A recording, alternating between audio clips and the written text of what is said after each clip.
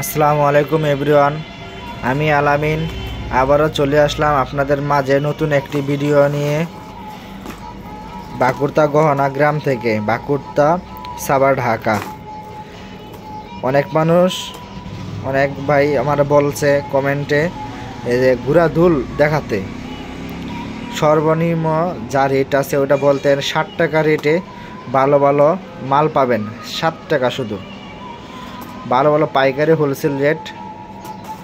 যা লাগবে স্ক্রিনে দেওয়া নাম্বার আমার ঘরে কল করবেন। অনেকগুলা ডিজাইন আছে, 80টা ডিজাইন পাবেন এটার দুলের ভিতরে। যে এটার ভিতরে মোটমাট 1000 ডিজাইন আছে। যা লাগবে স্ক্রিনে দেওয়া নাম্বারে কল করবেন। প্রচুর ডিজাইন আছে মালের, অনেক মাল আছে, প্রচুর মাল আছে। যা লাগবে যোগাযোগ করতে পারেন আমাদের সাথে। আমাদের দোকান বাকুরতা গহনা গ্রাম, বাকুরতা সাভার ঢাকা। যার লাগবে যোগাযোগ করতে পারেন। প্রচুর মাল কালেকশন আছে।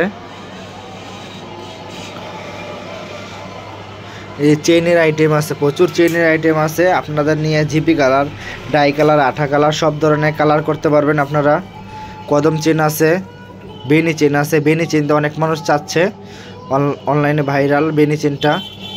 যার বেনি চেন লাগে জানাবেন। প্রচুর মাল কালেকশন আছে।